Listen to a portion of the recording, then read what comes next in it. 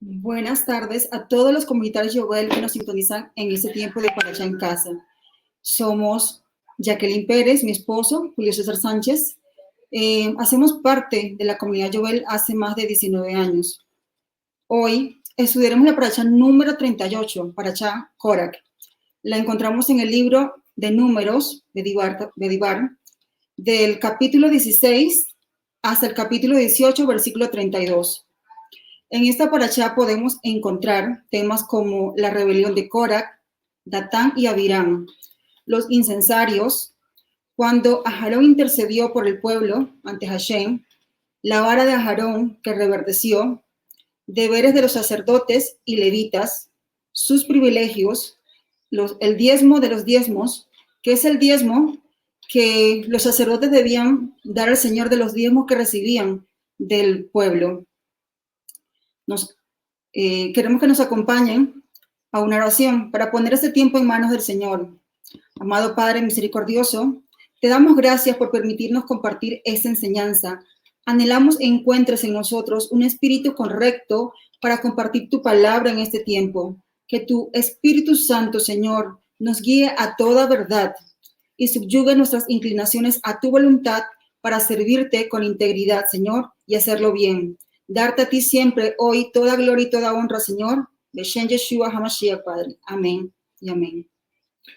Adicionalmente, vamos a verificar la lectura del Haftará, que la vamos a encontrar en Primera de Samuel, del 11:14 al 12:22, y la Brit Hadashah en Segunda de Timoteo 2:8-21 y Judas 1, del 1 al 25. Rápidamente podemos decir que la palabra Korak, de acuerdo al Strong, significa, proviene de la raíz karak, ¿ya? La cual significa perder pelo y también significa hielo. Por eso muchas veces vamos a encontrar que la parachá Korak sea denominada como depilado. En un pequeño resumen, podríamos decir que en estas temáticas que ha enunciado mi esposa, podríamos ver temas como la envidia, podremos ver temas relacionados con la rebeldía, cómo se afecta o cómo se gesta una revolución a través del ataque a los liderazgos, y también cómo podemos resolver conflictos. Un pequeño resumen de esta parachá. Podríamos decir entonces que Korak es la quinta parachá del libro de Números.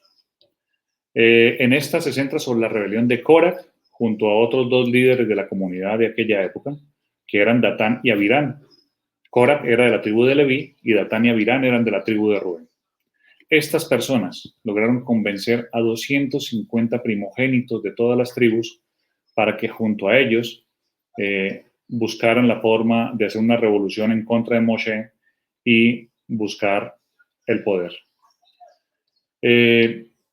A continuación de esta revolución, podemos encontrar cómo nuestro Dios logra respaldar a Moshe para que se mantenga en el poder, y también cómo logra posicionar a Aarón como el sumo sacerdote de toda la comunidad, y ya de una vez dejar establecido que él era el sumo sacerdote bajo la potestad del Señor.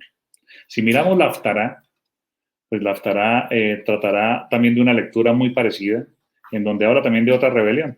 También ocurría en la época del profeta Samuel, que fue el último juez que gobernó Israel. En esa época podemos decir que se le pidió a él que nombrara gobernantes, que necesitaban un rey como otros reinos, ¿ya? Y a pesar de que el profeta se resistió, se rindió ante la presión del pueblo. Y ante eso le suplicó al Señor, y el Señor también tomó la decisión, ante esa presión social que estaba sufriendo Samuel, de nombrar a Saúl como primer rey de Israel. Y si miramos la Brit Hadashah, cuando hablamos del libro de Segunda de Timoteo, habla de soportar las pruebas, de ser perseverantes en nuestra salvación y de ser fieles como el Señor es fiel. Básicamente, pues aquí vamos a ver muchos de estos elementos, y le voy a ceder la palabra a mi esposa para que nos hable sobre varios temas específicos extractados de esta parachá, de acuerdo al entendimiento que hemos tenido como pareja. Bueno, para entrar en contexto, me gustaría que Audiovisuales proyecte Éxodo 6:18, Éxodo capítulo 6, del 18 al 22. Para entender la rebelión y la envidia, debemos conocer mejor a Cora, según la Torá, y cuál es su carácter. Los hijos de Coat, quien vivió 133 años, Amirán, Izar, Hebrón y Uziel. Los hijos de Merari, Magli y Musi. Estos fueron los clanes de Leví, según los registros familiares. Como vemos aquí, la genealogía de los levitas y la familia de Coat y la familia de Coré. Perdón. También quiero que me proyecten Números 3, 17 al 19. Hijos de Leví, Gershón, Coat y Merari. Clanes gershonitas, Ligní y Simí. Clanes coatitas, Amirán, Izar, Hebrón y Uziel. Clanes meraritas, Meraris, Magli y Musi. Estos son los clanes levitas según las familias patriarcales. Como vemos aquí, nos señala de dónde proceden los clanes coatitas, hijos de Izar o Itzar. Observamos en lo señalado en la Torá que el corazón de Cora carecía de humildad. Su ambición era tener un puesto de relevancia como Moshe y Aarón, quienes habían sido designados por Elohim mismo, no por los hombres. Vemos también envidia, rebeldía, por no ser tomados en cuenta como ellos creían merecer. De esta característica de Cora, debemos tener cuidado con este espíritu de rebeldía que contamina y une a aquellos que tienen heridas abiertas en su corazón por un inadecuado liderazgo, como es el caso de Datán y Abirán, que tampoco habían podido superar la pérdida de liderazgo y progenitura de los rubenitas. Muy contrario al ejemplo de Moshe y nuestro Mashiach Yeshua, quienes reflejaban en lo descrito en la Torá un carácter humilde, amable, se sometían a la autoridad de Adonai y dispusieron sus vidas para la salvación de otros. Corac, de la tribu de Leví, Datán y Abirán, rubenitas, y los 250 líderes que el pueblo había escogido para que los representara ante Moshe y Aarón. Ellos expresarían su queja y el motivo de su rebelión, como podemos observar en Números 16, del 1 al 2, donde dice, Corac, que era hijo de Ishar, nieto de Coat y bisnieto de Leví, y los rubenitas Datán y Abirán, hijo de Eliab, y On, hijo de Pelet, se atrevieron a sublevarse contra Moshe con el apoyo de 250 israelitas. Todos ellos eran personas de renombre y líderes que la comunidad misma había escogido. También tomaremos en cuenta lo descrito en Primera de Crónicas 6:33 al 38, donde nos dice la palabra, la función que se le había asignado a Cora, la cual le generaba inconformismo.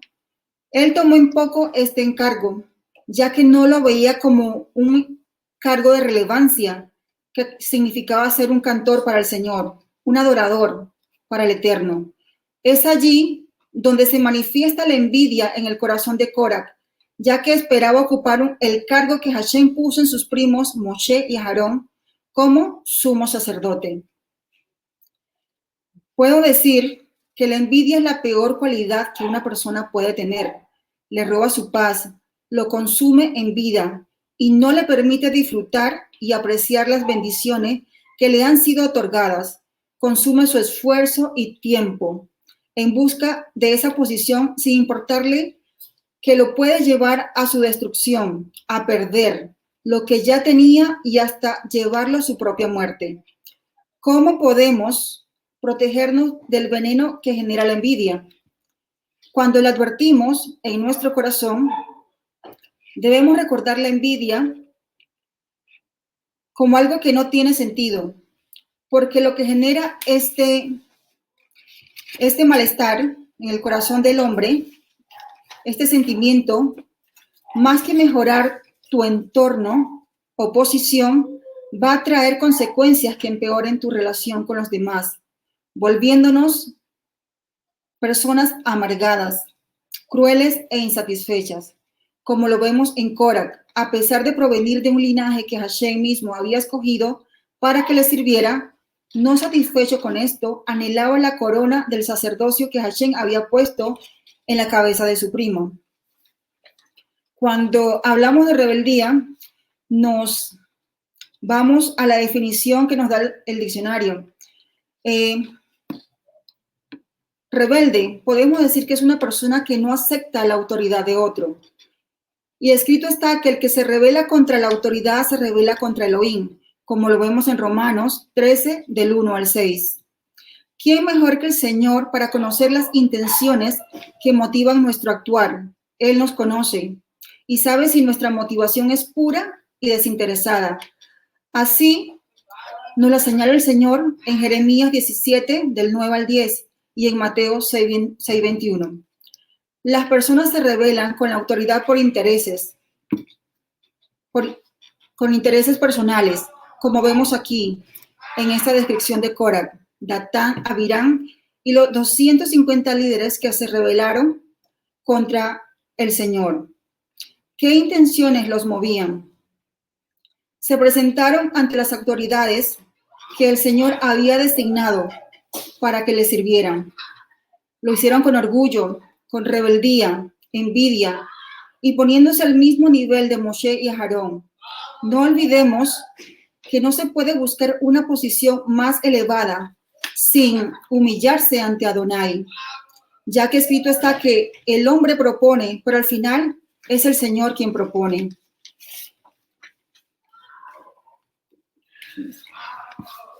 Es interesante, como ustedes aprecian, el carácter de los líderes. Es importante entender este contexto del por qué se dio esta primera revolución en el pueblo judío. Lo primero que tenemos que entender es que Korah, Abirán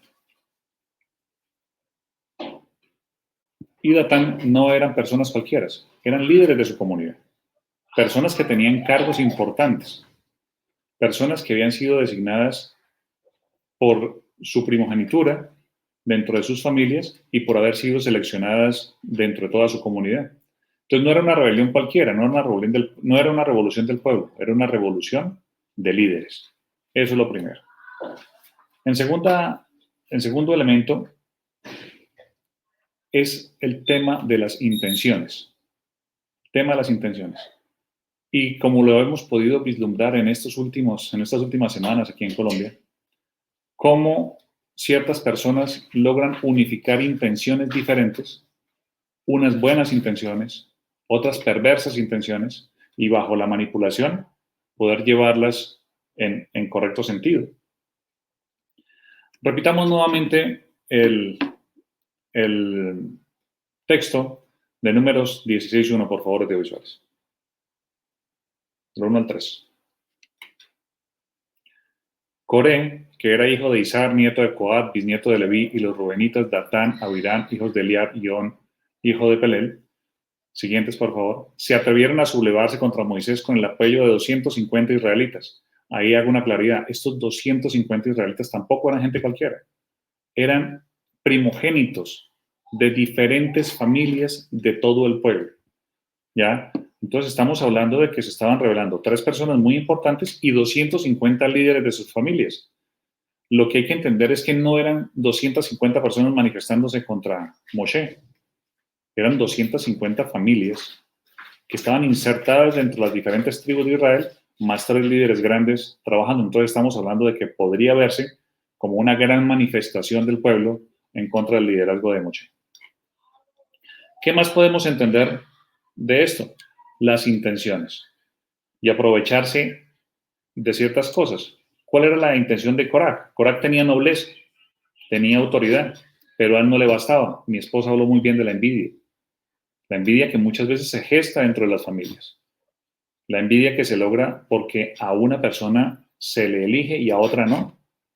Teniendo buenas capacidades, pero para ellos no es suficiente. Entonces la envidia está presente ahí. Buscan mucho más reconocimiento, tienen bajas autoestimas. Y vimos cómo Datán y Avirán en parachás anteriores habían sido oponentes permanentes de Moshe. Entonces teníamos a líderes de dos tribus, uno muy importante de la tribu de los levitas y dos de la tribu de los rubeneitas.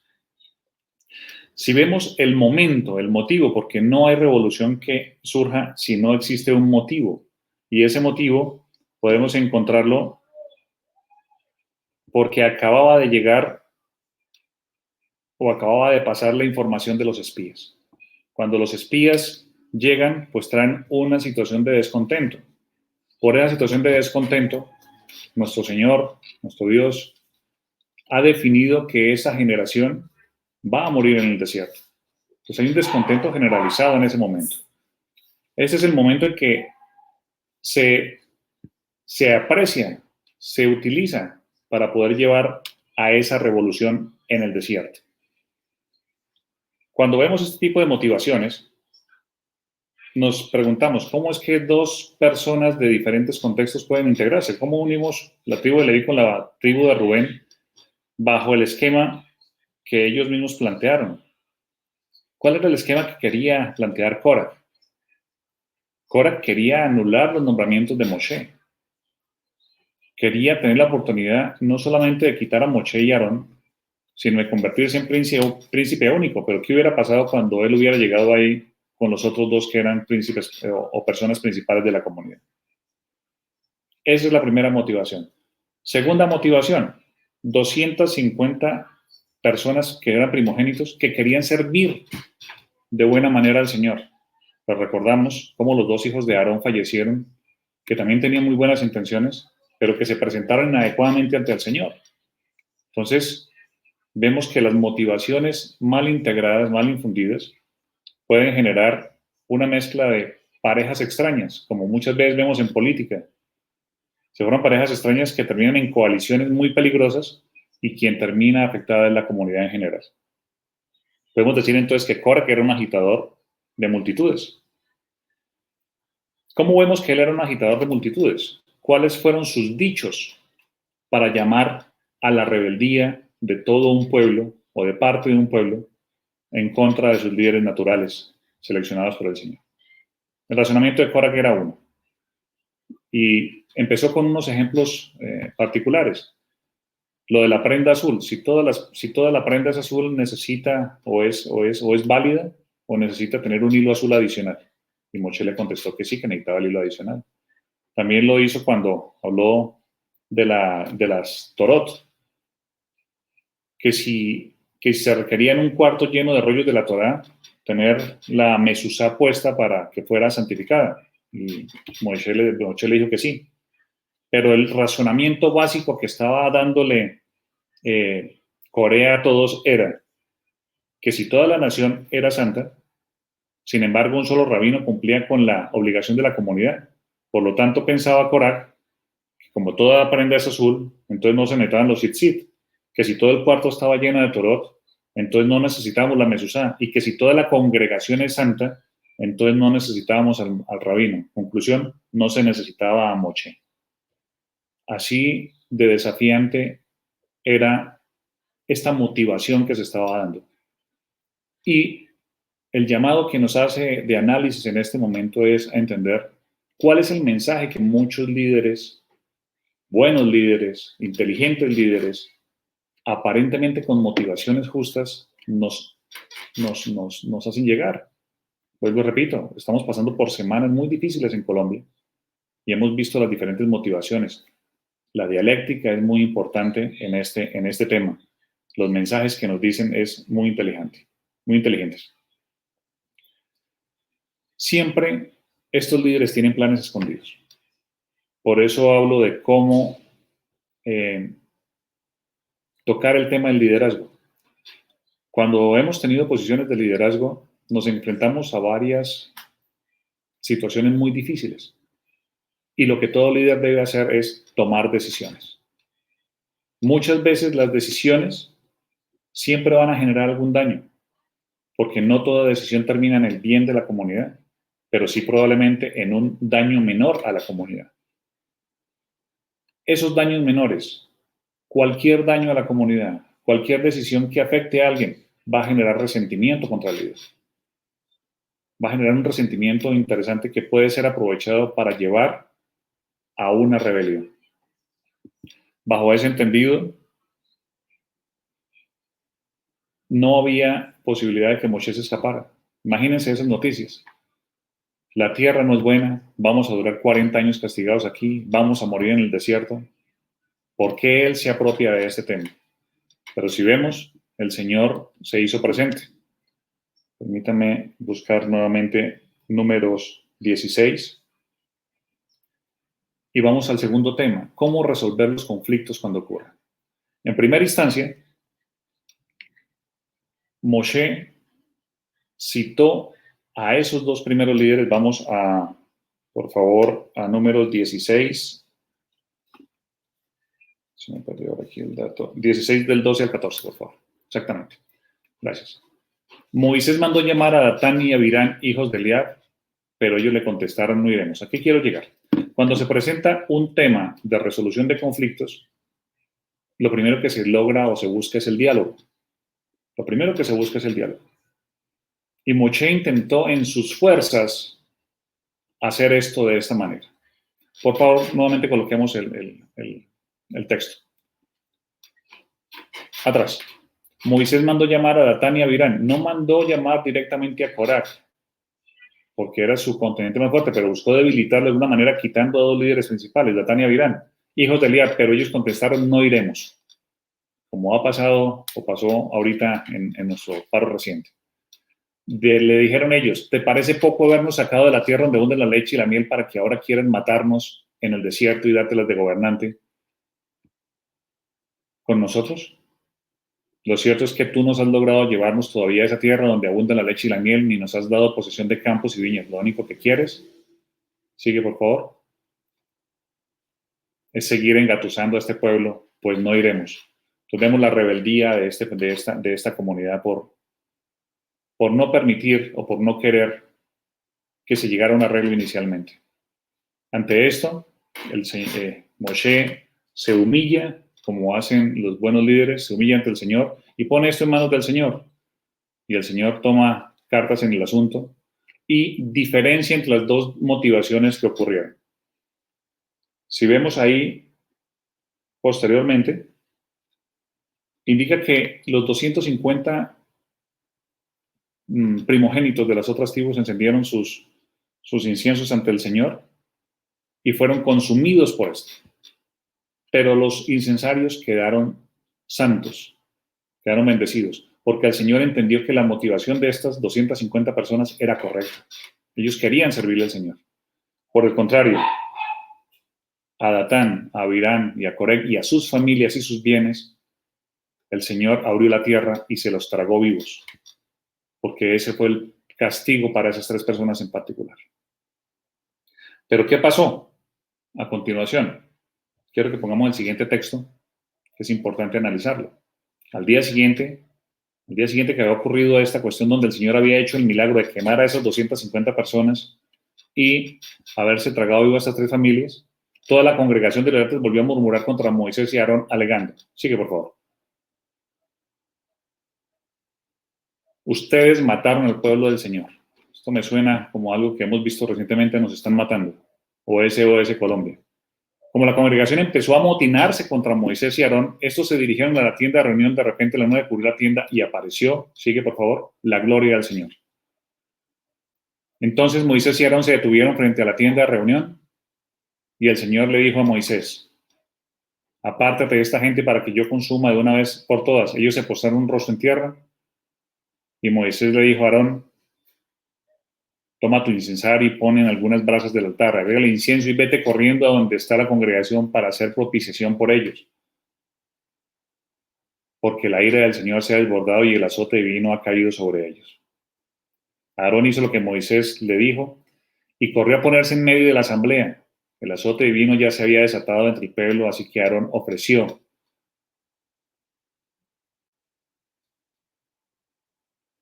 incienso y hizo propiciación por el pueblo. Sigue, por favor. Se puso entre los vivos y los muertos y así detuvo la mortandad. Con todo, 14.700 personas murieron, sin contar las que perdieron la vida por causa de Coré. Una vez que cesó la mortandad, Aarón volvió a la entrada de la tienda de reunión donde estaba Moisés. La primera vez que vemos cómo una persona, entendiendo la peligrosidad que era ante el castigo del Señor, de interponerse ante él para que el ángel de la muerte dejara de pasar. Dice la teoría y todo lo que he leído que cerca de 40 personas por segundo estaban muriendo ante este paso del Señor. La segunda vez que vemos algo similar es cuando nuestro Señor Yeshua HaMashiach se ofreció ante el Señor, se interpuso ante el ángel de la muerte para pagar por nuestros pecados. Entonces vemos cómo este texto en particular es de carácter mesiánico. ¿A qué hago alusión? Les hablé del contexto en que se movían. No eran cualquiera 250 personas, eran 250 personas que tenían familias y hacían parte de una tribu. 250 familias probablemente que estaban afectadas y con dolor. Por eso dice, le reclamaron a Moshe, usted asesinó a la comunidad. Entonces, hasta ahí él estaba peleando en sus fuerzas. Fueron nuevamente y se humillaron ante el Señor. Y ahí es cuando el Señor le pide a Moshe y a Aarón que tomen las varas de cada una de las 12 tribus, las lleven ante él. Y es ahí cuando se da el nuevo milagro, que en la vara de Aarón surge, florece, rejuvenece, hay un proceso de resurrección, como el que ocurre con nuestro Señor Yeshua HaMashiach. Entonces, podemos decir que toda rebelión tiene muchos aspectos de motivaciones escondidas, algunas buenas, otras malas, pero como dice Romanos 13, en relación a las autoridades, cuando el Señor ha dispuesto que una autoridad sea, hay que respetar y proteger esa autoridad frente a cualquier rebelión que se dé. Queremos dar las siguientes conclusiones. Bueno, como vemos aquí, tanto lo que pude exponer como lo que expuso mi esposo, desear ocupar un puesto privilegiado no es malo. Al contrario, es bueno crecer e ir escalando privilegios, posiciones de mayor relevancia. Pero lo malo es el deseo, la intención con la cual tú quieres ocupar ese puesto. Si va acompañado de envidia, celos, rebeldía y el ánimo de dañar a otros para obtener esa posición, que las intenciones no nos motiven a crecer, que las intenciones que nos motiven a crecer no sean las que vemos aquí descritas en este texto. Esperamos que quien llegue a ocupar una posición de importancia esté sujeto siempre a la voluntad del Señor, sea obediente a sus mandamientos, leyes y preceptos y busque el bienestar de quienes lo siguen o lo rodean en su carrera de ascender o crecer, en la medida que el Señor así se lo permita. Yo tengo por decirles que debemos entender varios elementos. Si somos líderes, debemos pedirle al Señor que sea Él el que nos ha puesto en esa posición. Porque si Él nos ha puesto en esa posición, nos va a mantener ahí. Porque para algo nos trajo, hay algún propósito. Segundo, si somos líderes, debemos entender que no todas nuestras decisiones le van a gustar a la gente y puede generar temas de conflicto y de pelea, como este tipo de revoluciones que hemos visto en los últimos meses. Tercero, que la forma de resolver los conflictos parte en principio de que nosotros podamos bajar la cabeza, buscar el acuerdo como lo intentó Moisés con estos dos líderes de las otras dos comunidades rubenitas, pero no se logró. Y en definitiva, si vemos que no se puede, dejar todo en manos del Señor para que Él haga su obra. Este ha sido el mensaje de la familia Sánchez Pérez. Espero que haya sido claro y les haya gustado. Dios los bendiga.